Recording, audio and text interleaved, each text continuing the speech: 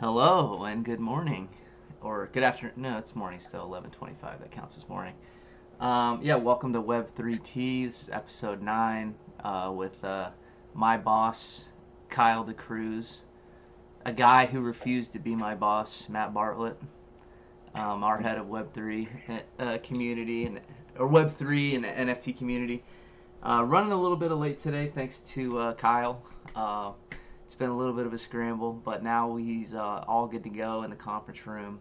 Um, Still need to drop a ticket to IT to figure out what's going on with this Skype on his work computer. But today we're gonna do a little bit of a change up, and I think for the last couple episodes, I think we've had some really good guests, and we've talked to a lot of cool people about really cool projects and being like, what's going on with the market, and what are we doing here, and let's talk about the market, you know. And I wanted to kind of take a step back and focus on kind of more social, so not market stuff, right? Like more like how to get a job, what's it like to have a job, what does a product manager do, you know, how to do this thing, right? Because I'm 39 years old, Bartlett, what, you're 40, Kyle, you're 36, 37. We're kind of, I'd say, mid-career, and I know from being on LinkedIn that I get a lot of inbound questions from people who I don't know, asking for this or that. It happened in the summer of 2020 and 2021. It was really active. A lot of young people were emailing me, just trying to talk, right? So I want to, this kind of episode I would kind of categorize as for people who are trying to get into financial services industry, get into crypto, and then once you're in, how do you do that? Because I've seen people come in and go out eventually, and we want to avoid that too. So without further ado, Kyle, you got any opening comments along these lines? No, I mean, I think it's a great time to start thinking of how to move on with your career and get a job in this space. I know we are just up at ending our Vanex summer interns, so it's a great time for folks to start thinking of how to break into the field they're interested in. Yeah, Matt, you're a manager. Matt, you're a manager. How long you been a manager for? Decade? Mm, yeah, 10, 11 years, So something like you that. have, I mean, Uh, yeah, you've got a lot of experience, like helping, training, mentoring, coaching young people, and watching them fly off, build, do their yeah, thing. What do you? yeah, no, that's been fun. I think, I don't know, look, like I'm so focused on crypto Web3 right now. I just think there's so much opportunity for people and it's still early. We hear it's early all the time. I still think it's really early. And if somebody had a passion for that industry, you could make it happen. Plenty of time, and especially if you're just getting out of college or something, it's a good time. Yeah, and anecdotally, I mean, in the office, in the last since the Zoom era began, there's been a couple instances where we'll do a call, and then the client will say, "Hey, can you talk to my kid about, he wants to get a job," and there's a guy Van Eck who is a good guy, and he came over and said, "Hey, my son really wants to get a job, and can you help him out? Can you talk to him?" And my takeaway from a big picture perspective is all you got to do is Google it. If you want to work at a company, you Google that company plus careers. You'll go to their careers page, and you'll have a ton of jobs up there. And I'm gonna say one more thing too. I'm gonna publicly post my college GPA, 2.67, 2.67, right? So you don't need to be a 4.0, and you don't need to go to Credit Suisse or Goldman Sachs summer analyst program to get a job in finance or crypto, right? There's a lot of different paths to get here, and I think we've all kind of taken different paths. So, without further ado, Kyle, how do you get a job in crypto? So my honest opinion is that it's not easy. However, I think the ability to get educated in an area is far easier today than it was in decades past. And particularly with crypto, where it's such a hands-on kind of industry, where certainly there's no knock against going to school and taking courses on blockchain technology or the start of Bitcoin and how the technology works, but actually using the technology yourself, to me, is the most probably efficient way to understand how this stuff works from a user experience. I know Matt has done a lot of writing and blogs on really a no jargon way to how to download a wallet, how to use the technology, how to buy an NFT. And I think those steps are great intro steps. And seeing, first of all, if this is something that even interests you, or two, if it's something you want to keep expanding on and learning more about. What do you think, Matt? I mean, first of all, yes, right? Like, that's something that young people, when I've talked to them, they're like, how do I do this? And I'm like, well, are you doing it already? Right? Like, are you doing anything right now? And from when I look at where the action is, it's on Twitter, right? For crypto, it's on Twitter. Do you have a Twitter account? And you don't even have to be a poster. Do you follow people? Do you follow Joe Weisenthal, right? Like, do you know who Joe Weisenthal is? Do you know what the discourse is about? And if you don't even know that, then I think you need to kind of reconsider, do you want a job in crypto? Do you even know what it is, right? Like, where's the action? So I would say get on Twitter, follow people. Crypto Twitter is great, and not just the traders, but also like the thinkers and stuff like that, and just kind of immerse yourself in the discourse. And I think that will go a long way, so that when you do get that interview, you can talk about it without being like, Because I've also Right. had a couple of instances where, you ask people, what's your what's your which if you had if you had $300 to invest in, what coin would you invest in? And when you say Ethereum, it's kind of like, I mean, Too I plain don't know. vanilla. It just shows me that it's like, okay, well, the second part of this, the way I'll ask that question going forward is, what if you had $300 to invest and it wasn't crypto, or it wasn't Bitcoin or Ethereum? And then if you can't name two more things, I mean, then you're not in it, right? So yeah, what You do know, the you? other thing you kind of touched upon, JP, that I thought was interesting is not, it's also not being afraid to get into an area because you think you're not an expert in a certain part of that. So what I mean by that is crypto is very technology driven, obviously. It certainly helps if you have a coding background, but Hmm. it's an industry that's developing that requires salespeople, marketing people, relationship managers. So just that you don't have one specific skill set doesn't mean you have to completely ignore this industry that you may be interested in. Yeah. I think maybe to add to that, because you hit on a lot, right? Like getting hands-on, networking, which you're really good at, Kyle. I think it's okay to make friends on Twitter and Discord, and you should try to meet these people in real life. I have, like, if you know you're going to NFT NYC, see who else is going, set up some coffee dates, try to get to know folks, learn from them in person. And then I would say, once you have maybe an area or two that you like, then you can kind of drill down, right? I mean, you could offer to write free promotional content, right, for a company, and then they see what you could do, and maybe you could earn something going forward with them. You could offer to moderate projects in Discord and turn that into like a community manager role. Have a podcast, have a YouTube show, hold Twitter spaces for projects. I mean, all of those things like give you that hands-on experience, and you never know. Maybe you get plucked by some project to have a more formal role, and I've seen it, right? I mean, I think it's a good way to do it if you don't know where to start. Yeah, man, you brought up a lot of good stuff. I don't know where to start. So like, You're on mute, JP. uh,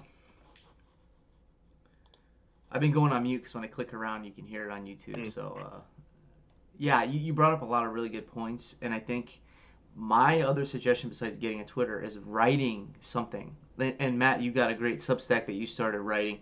It doesn't matter if you want to write about NFTs. You can post if you're a trader and you want to post your trade setups.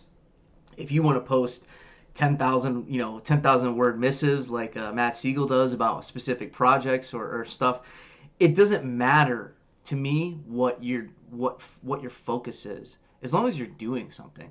And like Yeah. flexing that muscle will go a long way in doing the things that we just talked about, being able to articulate what you think about this or that, having ideas that, yeah, maybe you've kind of crowdsourced them, but if you're able to compile them and articulate them, and nobody's looking for like, oh, how many do you have, 10,000 followers, or how many people read your Substack, 50,000. That's not what the point is. The point is to show you have, kind of an internal drive to do something, that you are doing something, and then you could think and kind of add value. And then the goal is to not be a one-man show and get hired or whatever, and then you're all, I'm just gonna have my, like we got this Web3 show and we all got Twitter accounts, but the goal is not to be like, I'm the guy, I'm the man. It's about, Yeah. how can I become a part of a team and integrate into something that I'm not doing now, but I have this tool set, and then can be used by, potential managers or potential partners in your new role. Yeah. So Yeah, I think just to add on to that, having a newsletter that I write every week, I'm forced to do research. I'm forced to learn and I have to learn it well enough so that I could write about it in my own words and be able to explain it.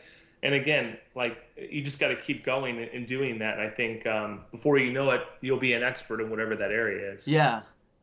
And not that I'm looking for jobs, but I've seen job postings out there that will say stuff like, "Give me with your." It's not just about, "Oh, here's my resume. I have a great resume."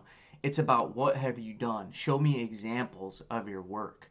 And I know, Kyle. I mean, like, when we post a job, especially for digital assets on the Vanek website, how many applications do we get? Honestly, Quite a lot. like a lot, right? Quite a And lot. and, Yeah. and, and not and when I say a lot, I don't mean 10. I mean like 10 within the first 5 minutes. By the end of it being up for 2 weeks, there's a huge stack of papers, and when you look at the resumes, it's like, not to be weird, but it's like Harvard and Princeton and people who are off the trading desk at some big firm. Quantitative. I can write code. Maybe they're all BSing. Maybe they can't do all the stuff that they've done, but maybe they can't, right? So if you're trying to get a job, you have to stand out in some way. And body of work as a 25-year-old or a 22-year-old, or whatever, is going to help you stand out. Because I will say, even if there are 100 resumes or 1,000 resumes that come in, they're looked at. It's not like, oh, we're only going to look at the top three. Each one is looked at in detail by people who are, I'm not trying to get too much into the HR process, but it's looked at, right? So if you can stand out and say, here's a body of work in addition to this resume, that's going to be noticed, and that's probably going to be passed on to the hiring manager, right? Um, I don't know. I'll just make one more comment too. Like, for somebody like, I, I've I've been through the process too. Not, I mean, as a 22-year-old trying to get a job, as a 28-year-old trying to get a job, and then, as recently as 32, 33 years old, I was down in Florida and I really wanted to move to New York, and I applied to a lot of jobs. Including within Van Eck. And when you send out literally your resume to 50, 60 different email addresses or Indeeds or whatever, and you get 5 responses, and 4 of those are thanks but no thanks, and one of them you might get an interview, I mean, that can be really discouraging. So having that body of work that says, look, this is me, this is, where you're not just leaning on sending your resume out, it helps. So, yeah, anything else you guys want to talk about? I mean, how to get a job? Anything else you want to Well, get for into? one, shameless plug. I am looking for an intern for the fall and spring for working with Web3 and NFT. So That's nice. send me your resume. Send the resume. Kyle, anything from you? I think I would just add that if you get an internship or you start your first job and it's an area you like, but it's not the particular function, so your role at the company is not exactly what you like, that doesn't mean you're stuck in that vertical. And I think everyone here on this, all three of us here have experienced this, where we all had a passion in our personal lives for digital assets and moved over from the areas we were focusing on to full-time digital assets. So I think it's obviously you have to be in the right company with the right managers and people willing to allow you to grow. But if you're in that right environment, you show an eagerness to grow and really show your passion. I think all three of us have done that.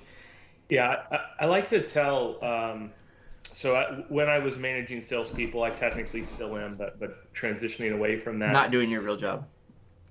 Yeah, I do sort of encourage what I would call productive distractions among the employees, so that even if you're not sure that what you're doing in the moment is exactly what you want to be doing for the next 5 years, or maybe you're in a position where you don't know what that next step is, I always encourage people to pursue the passions, hobbies, maybe even designations, right? Like, if you want to be in finance, look into CFA, Chi, and SEAM. If you want to get into data, take a Python course, right? Whatever it is. This way, as you sort of encounter, the ups and downs that we all get with our roles, right? They all could be monotonous sometimes. At least you know that your personal development and growth is continuing. And again, a perfect example is, I have a passion for crypto. I really like NFTs. I was studying that sort of outside my day job, and then it turned into something unique, right? And now I'm doing something that you don't need to push me to do. I'm all in, right? So, And I see that too. I've seen that on my, the team that I'm in now. I've seen a couple people who come in, and they're, 20, first job out of college, right, or second job out of college, and they come in and they're like, "Well, I want to do this, this, this," and it's like, dude, you just got here, and literally one person I said, get in line, get in line, because I want to do it too, because there was a time where I wasn't doing crypto and I was just doing regular, ETF marketing and stuff, and it's just like, going back to the idea is there's a job, there's 100 people out there that want the same job, right? So to come in as somebody with 9 months experience or 6 months experience, and you're looking to bounce to a new role within your company already, that's also not a good look, for me. Like, and it's like, it doesn't necessarily mean that you can't do the job or you shouldn't have the job or you're not the best guy for the job, but it just shows like a level of you're putting the cart before the horse, right? Like, why don't you get really good at your job and make it. In one of my kind of theories, and that's worked successfully for me in my career, is I make my manager, like, not uncomfortable. I make it so obvious that I'm doing this job so well that I deserve a promotion, or that I deserve, what I want, that I don't even really have to ask for it. It's kind of like, let's have a conversation about this, and that comes to promotions, and that comes to kind of lateral moves or moves, and that's what you did, Bart. Like, you were doing this so well, and then you got looped into the NFT project, and then, hey, there's we're going to create a job for you. There's a new, so it. I also, though, like when I speak to folks that maybe we hire right out of college, they're sometimes I see on a resume they'll job hop, 6 months, a year, and it's like, I appreciate the premise of failing fast, believe me, right? But you should do the research on the company that you're applying for, give that role a fair shot, the company a fair shot, and have patience. And then, while you're in that seat, you should be giving it your best, Yeah. right? Like, take that opportunity to learn, to make mistakes, get better. Honestly, I remember early in my career, and I think my wife's watching, so she'll remember this, but I was 9 months into my role at Franklin Templeton. I was probably 22, 23, and I had a cousin that was like, "Hey, come move to South Carolina. I've got this real estate development." So totally different industry. And I was close to leaving, right? But I didn't, right? So I showed some patience. And it's funny because I'll look back at that moment as a young person and often recognize it now as sort of wisdom and demonstrating some patience, because what's 9 months? What's a year? It goes by really quick. You hang in there, you might get rewarded, right? It doesn't mean stay at a lousy company. And Franklin Templeton was a great company, but just make sure you're giving everybody a fair shot, right? Including yourself. I mean, it's a great point. I think a lot of times we get into a role and we immediately make an assumption, oh, we don't like this, or I don't get it, or this is not just driving. But sometimes, I mean, for me personally, it took me about a year in whatever role I got into to start to feel comfortable. And it's less about the day-to-day of what you're doing and more about understanding how the company works around you, how the teams interact with each other, who to turn to for what responsibility, et cetera. And really, once you get a handle on those and the inner workings of your corporate culture, I think everything else starts to fall in place, and it becomes a little more of a comforting place to operate in. Yeah, that's a great point. When I interviewed for my first job at Van Eck down in Florida from Mr. Andrew Tilzer, he was like, one of the questions he asked me, he goes, what do you see yourself in 6 months, or what do you see? Maybe it was like, what do you want to be doing in 2 years? And I answered the question really well, because I was like, well, look, first 6 months, you don't know what you're doing. So Yeah. you need to be just learning, like, literally you're getting up to speed for the first 6 months. Next 6 months, maybe you're starting to kind of really click and you're getting into it. The next year after that, then you're maybe starting to add value, or maybe change a process if you think it needs to be changed, or kind of tweak things or add your own personal spin on it, as long as you're doing your job well. But to be able to come into an interview and, what do you want to do in 2 years? Well, I want to be a portfolio manager. I guarantee you that's a common answer.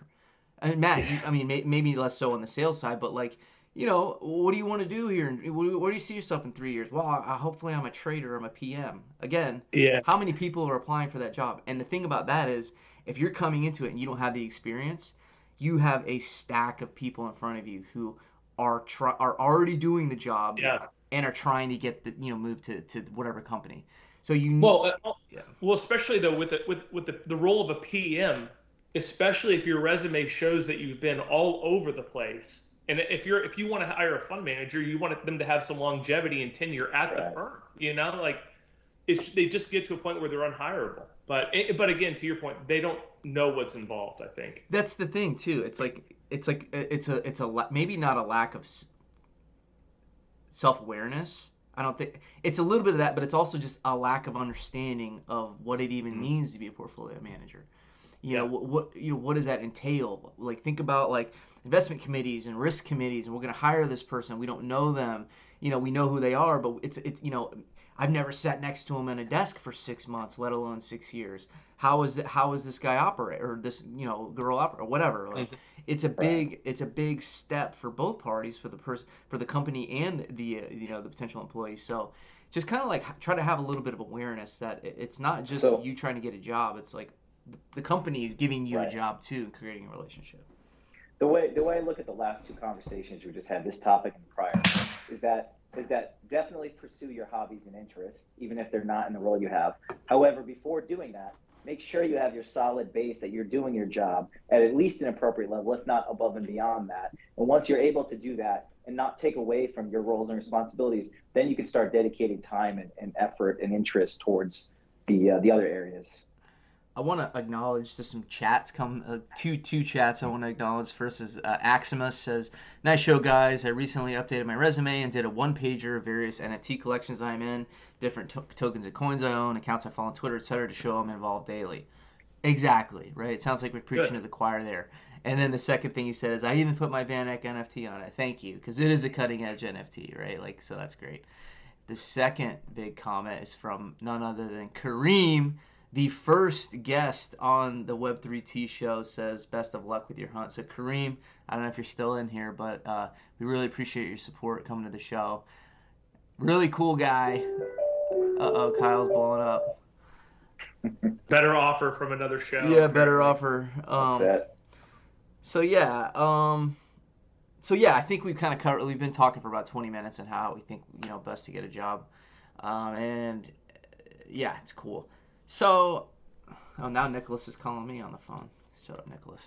Did JP, that question or that comment rather just reminded me of something, and it's that we're professing that whether in college or out of college, a benefit to not just applying to a job that you're interested in, but actually maybe doing some writing about a topic. If there's a particular coin that you think there's a particular case for to be made, and you write a one page or a two pager on, there are a lot of data platforms, whether it's Masari or Glassnode or what others, and these are expensive platforms.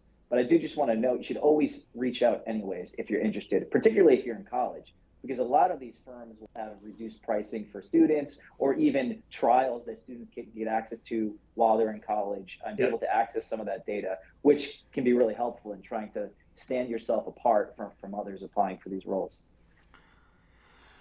Great point. So, I don't know. I feel like we walked down this path together, and I appreciate you guys doing that. I don't think this is going to be an hour long show because of the technical difficulties to start. So maybe we got another 15 minutes or so in us. Does that sound good to you guys? Maybe 20 at most. No pressure. But let's kind of change gears and talk about. There's a couple different options, right? So we could talk about. Have there been any big failures or successes that led you to your current job? Is that a good question, or maybe a mindset question? I think we've been talking a little bit about mindset, but I've been very interested in mindset over my career, and it's helped me.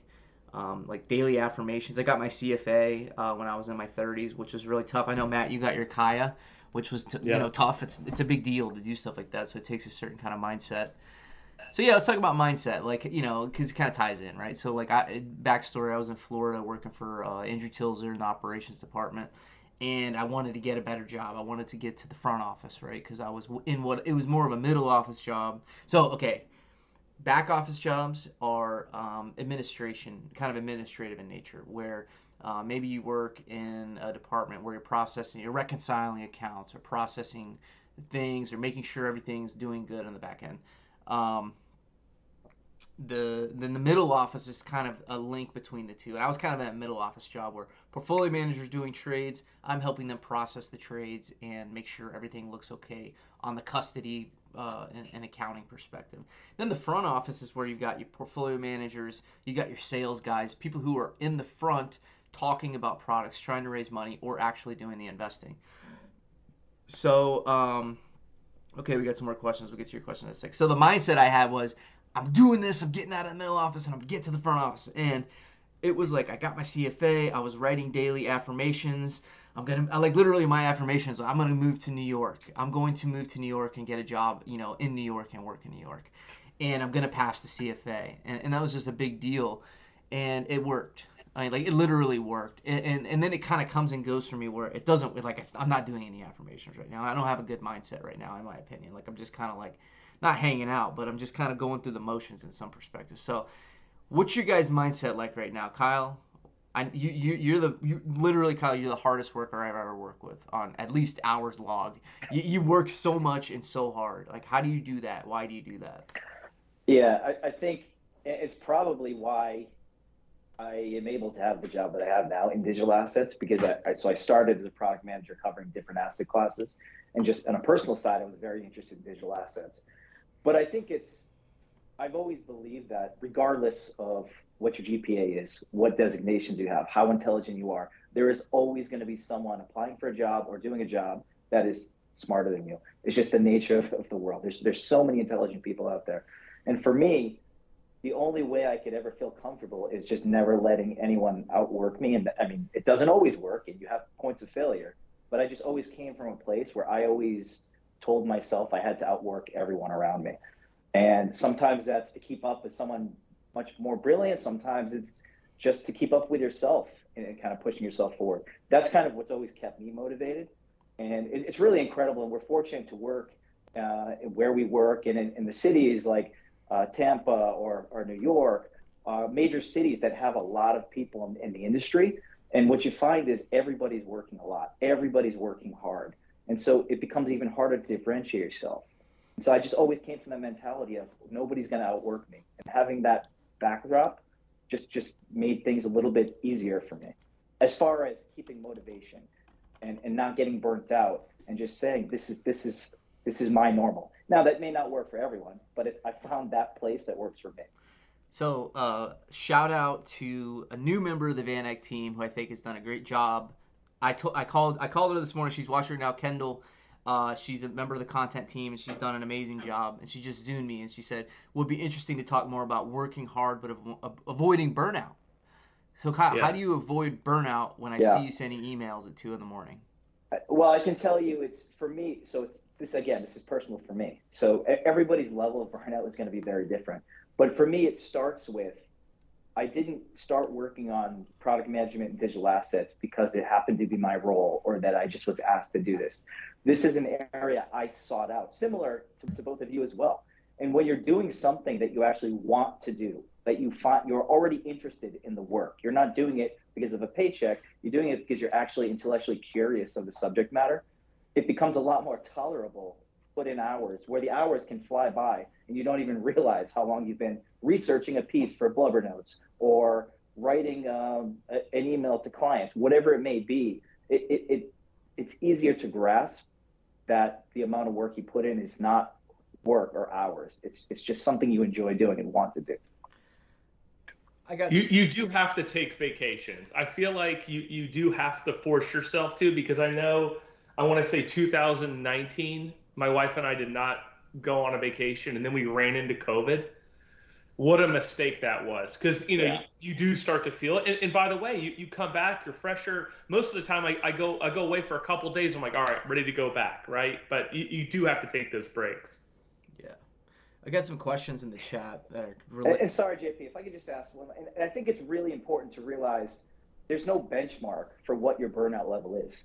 For me, it could be something. For Matt, it could be something different. For JP, it could be something different. You have to realize and gauge what's right for you. And if you start feeling burnt out, then that's the time to start addressing it, as opposed to saying, well, XYZ person is not burnt out and they're working X many hours. You're not benchmarking against others. You're benchmarking against yourself. Yeah, 100. You don't. Yeah, everybody's different, right? Like if I benchmark myself to you, Kyle, I'd be dead, right? everybody's different, right? And that's definitely part of it. Everybody sleeps in a different bed. Everybody eats a different dinner. We all go, everybody's got a different home life. So yeah, it's important to not compare yourself on hours work. I don't think hours worked is a good metric. I mean, Right. I think production is a better metric. What did you get done today? Sometimes when I'm having a big day, I'll look. You look in your sent email, and you'll in each one, if you send 30 emails and it's not BS back and forth, I got this done. You're trying to move the ball, or sports analogy, you're trying to move the ball, right? You're trying to go a little further. And even if that's sending an email or pushing a project or getting this done or solving a problem, there's all these different ways that you can move things along, and that comes back to like adding value and stuff like that. But we get some good questions here. I'm going to read through them real quick. Aximus, first of all, Aximus, new subscriber, 40 minutes. Throw it in the chat, Aximus. How'd you find out about this? Did you just come across this on YouTube, or did you see this on Twitter? Like, if you just subscribed, I'm assuming this might be your first show. So let me know what you think. But he asks, or she asks. And he has one of our NFTs. Oh yeah, so he probably saw it on Twitter. Yeah, good idea. Good call. So what percentage of people that you hire would you say have a technical degree in addition to Web3 experience? Example, engineering, or even an MBA. I'll take a stab at that to start. On the investment side, I don't know. I mean, like, we've hired a couple people recently, and they seem to have a mix of both. The people that are on the investment team, on Matt Siegel's team and Pranav's team, the analysts and senior analysts, going back to the idea of, can you have a conversation? Can you talk about this stuff in a coherent, articulate way? I've been very impressed with the conversations that I've had with these people, and I would say it's a mix of both, right? Like you don't have to be a coder. I don't think you don't have to be a Python guy. Like I'm not a Python guy. I don't think anybody on this call is a Python guy. I'm sure it helps in certain roles, in certain situations, but it's not like, oh, if you learn Python, you're going to get a job, right? I think thinking is very important, and that's why I went back to used writing as my first example, because if you can articulate something in writing, and you can create a coherent one-pager or article about a subject where I can read it and not be like, what is this guy talking about? I don't understand if you can ground it in thoughts and kind of string together a series of thoughts to reach a conclusion, you can go a lot of different ways, and you can do a lot of different things successfully. So, and I'm personally anti-MBA. I think MBA is like kindergarten for kids. Yeah, go ahead, Bartlett. Or kindergarten for adults. This is for my own. Like, if you're more of a right brain individual, but you can code, that's not me. I don't code. You would be dangerous in this space, because if you have the creative juices to come up with ideas and you could build them on your own, you're going to do some special things. I think it could go the other way as well, but just. Yeah, I'm just being vulnerable myself on what I wish I knew at 40. I mean, I guess it depends where you want to focus, right? If you want to get into the space, but you don't have the hard skills, it doesn't mean that's a complete barrier to entry. It shouldn't limit you from getting into the space. There are skills that translate. I think writing is a great one, JP, is that no matter how great you are as an investment analyst, and by the way, something that's always interesting is, particularly in finance and investments, is length of career and a big resume. In crypto, nobody has a 20-year resume. So I think it's actually a really interesting space that you can very quickly kind of carve your own role in area of expertise if you have some knowledge, or if you do a one-year internship. I can't stress enough the importance of getting an internship, particularly a one-year internship in crypto is like 5 years work experience in any other industry. So if you can get an internship, whether it's at a traditional financial firm who's looking to hire crypto, whether it's a blockchain development company, just get those internships. Yeah, and that leads to the next question from Kevin. I think I've seen you on here before, Kevin. Thanks for coming back. Any advice for someone in traditional finance making the transition to crypto? I mean, that's what we all did, right? Like, and I think it just circles back to the stuff we talked about, which is, what's your favorite crypto coin, or what's your favorite project? Why do you like this project? Why don't you like another project? What do you think about the merge? Blah, blah, blah. If you can answer those kind of questions, you're doing the homework already. And then it's just a matter, I think, of a combination of networking and interviewing and pushing. Maybe you're at a traditional firm and you can create your own job like Bartlett did. Maybe you need to move firms. I don't know, right?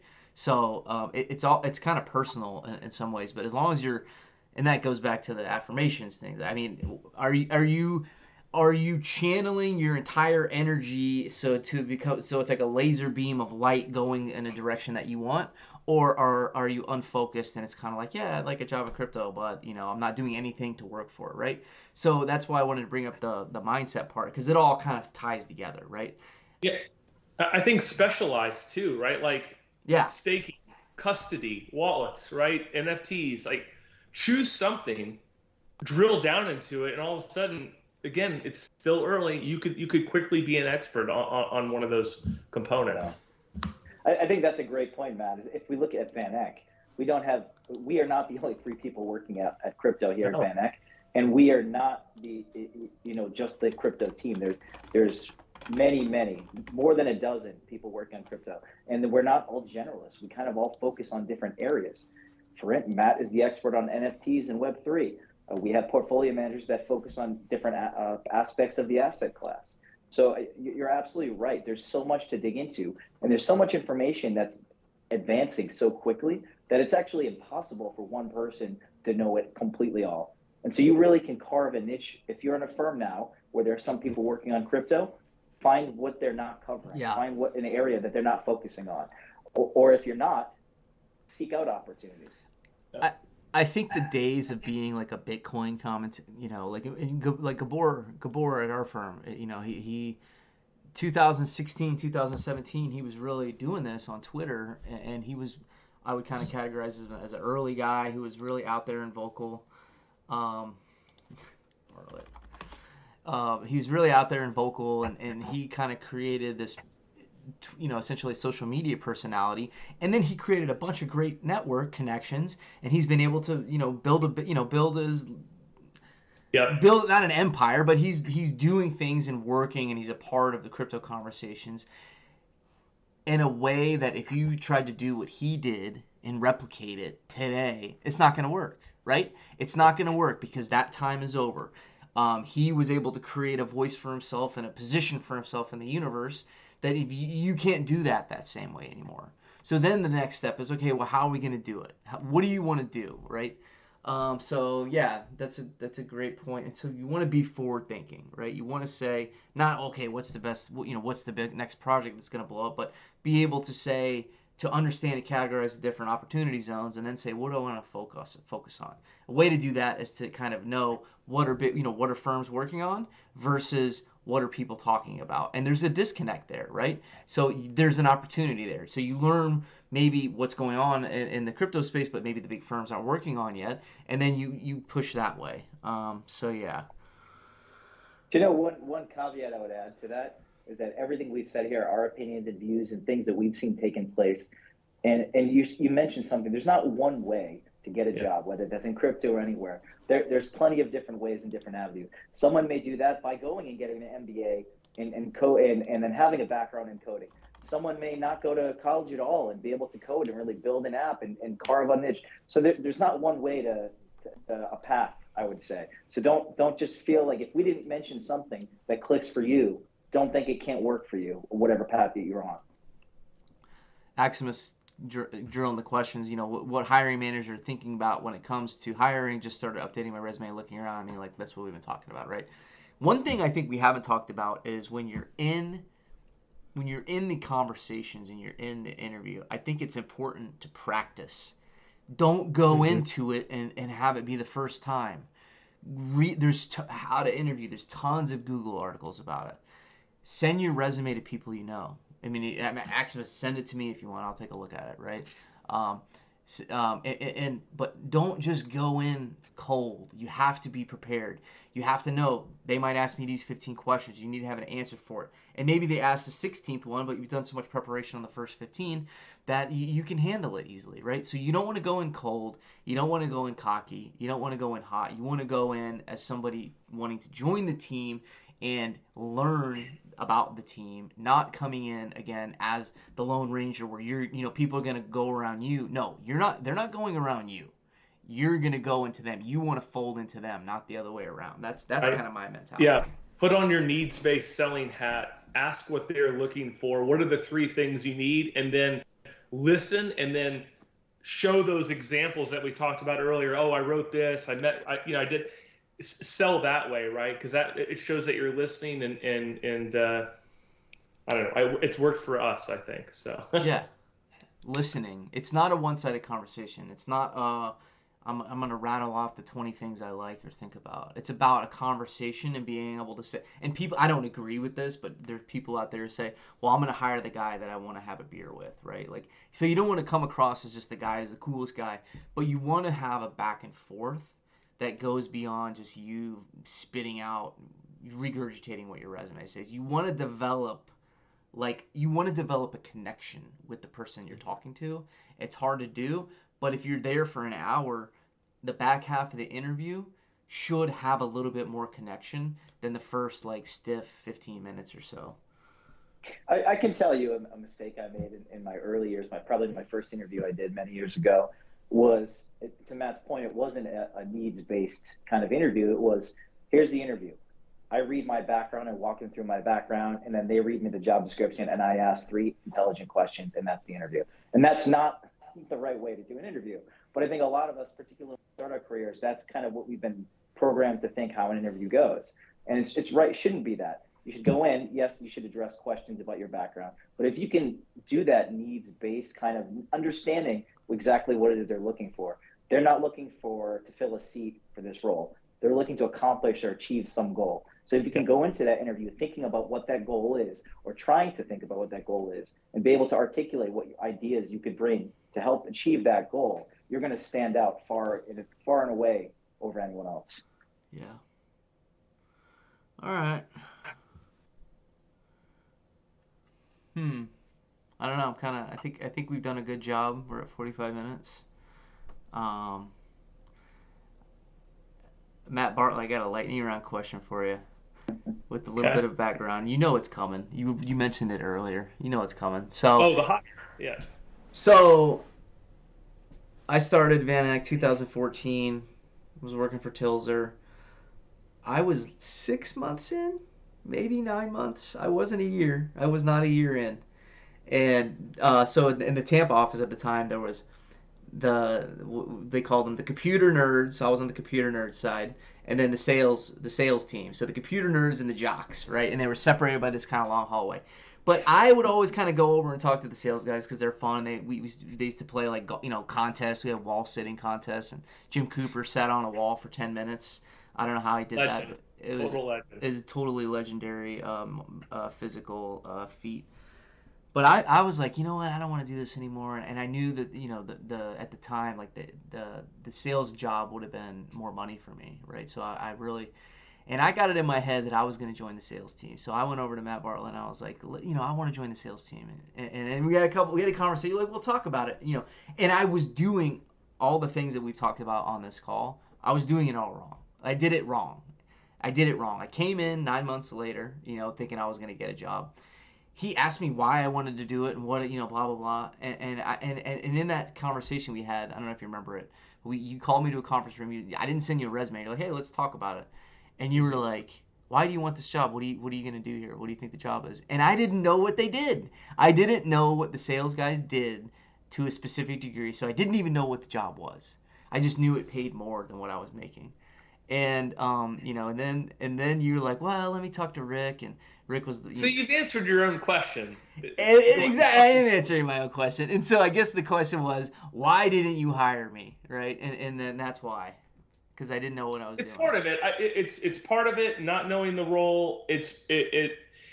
Like for sales, I'm trying to build a team, and so even if I hire someone brand new, and we talked about people job hopping. Yeah. If you're there for a year and a half, I mean, don't take this the wrong way. You're probably not really paying for yourself yet, right? It takes time to really learn that role. The internal wholesaler role is a specialized position. Yeah. So, in my mind, you've been here 9 months or 6 months or whatever. It's like, are you going to hop again? Yeah. Because again, you're a driven individual. You know that you want advancement, and I'm trying to build a team that could grow assets over time. Again, still have advancement, but I got to make sure I have stability as well. I remember I was taking level 1 CFA at the time, and you just said something. You're like, Look, you're doing the CFA. Just keep doing that. You'll get what you get. And it made me so mad. I was like, I'm level one.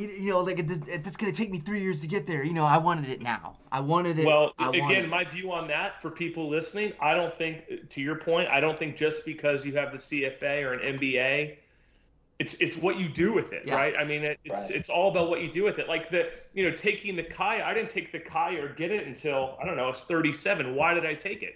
I wanted to learn more about alternative investments, Yeah. and that applied to my role. Well, it made sense, not because like, oh, look at me, Kaya. Like nobody cares. Yeah. Yeah.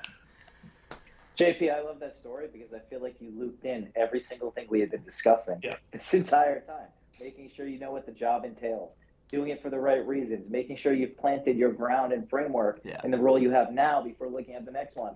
And then also going into the interview or, informal chat, knowing what the goal is they're trying to achieve with their role. Yeah. And further to that, I would say is, I know you were speaking to Matt about that, but for those applying to a role at a company they don't work at, how do you find out about the role? Well, reach out to people that work there. And this happens to me a lot, where whether it's interns or college students will reach out to me. You may not always get a response, but some people will. I always try to respond. And if that's giving you insight into what we do at Van Eck or another company or just the industry, people are pretty excited and happy to help those, and particularly pay it back for those that had helped them in the past. So reach out, whether that's on LinkedIn, whether that's on Twitter. I think it's always great to hear from people that are doing the role now to really get an idea, because at the end of the day, these write-ups that we put out for what the role is are great, but they don't capture the day-to-day of what you're doing. You can't fathom how good this internship will be for whoever I hire. You got to talk to me about it. The job requirement won't. Oh, that's great. Yeah, and Matt, just to make it totally clear, obviously, water under the bridge. I had a couple of sleepless nights later. Kyle, he brings it up once a week. He's got, all good. But that's the thing too. I guess the last thing I'll say about this whole getting a job, it's effing personal. It's very personal, because your job is how you make your money, is how you live your life, and then there's a lot of status and ego tied into this, right? So there's jobs that I really wanted and I didn't get, and I interviewed and I thought I was going to get it, and then I lost out on the last round, and it stings. So like, I'm not trying to say, oh, let's just get a job, just go on Twitter, but it's not like, I know it's personal, and I know if you're in the position where you're trying to get that job, you get the tendency to like start freaking out and you're sending 20 resumes a week, and it's like, just like it sounds really new agey, but just relax. If you're 25 years old and you're freaking out about getting the PM job or the trader job, it's like, maybe you shouldn't get that job. I'm glad you didn't give me the job, Bartlett, because look where we are now. We're sitting here talking about it right now. Really, and so like, not everything's always going to work out in the end, but sometimes it does, right? So that's, I guess, my Jerry Springer final thoughts for this episode. I think I would say it doesn't always work out the way you intended it to work out, but it will work out the way that makes sense, right? As long as you're staying on that path that you created for yourself. There's the thought that it's called outcome independent or whatever, where you need to be process oriented and not outcome oriented. Yeah. And if you're process oriented, what happens is new opportunities develop and you end up over here having a great time, and you thought you wanted to be over here. So that, don't just keep your eyes on the prize, but focus on the process, and I think that will help you out. All right, boys. Any final thoughts? Jerry Springer, final thoughts for anybody? That was great. Kyle, is your let me ask you another question. As from employee minion to boss, Kyle, we have this little thing on our team where we do tracking error. So if we make a mistake, and if it's I got a tracking error point today because I didn't drop something in a shared drive, but I should have like 2 weeks ago, and I made a document. So, Kyle, would you consider your failure to plan and get your Skype up and running a tracking error event? Is this going to go on? Because, we're late today because you weren't on time. I mean, you couldn't get your stuff together. Is this a tracking error? Borderline incident report. Exactly. You know what? I'll file it in the morning. All right, guys. Thanks, guys. I'm gonna put on the disclaimer. You know what? I have to say, I didn't foresee the absolutely incredible security of our work computers to not allow any random apps in. So I'm very proud and can confirm we are secure here. Huge. Very nice. I'm gonna flip to the disclosure page. We're gonna start doing that at the end now. So hold on, and then you guys can sign off actually after this. All right, everybody. Peace and love. Thanks a lot, guys.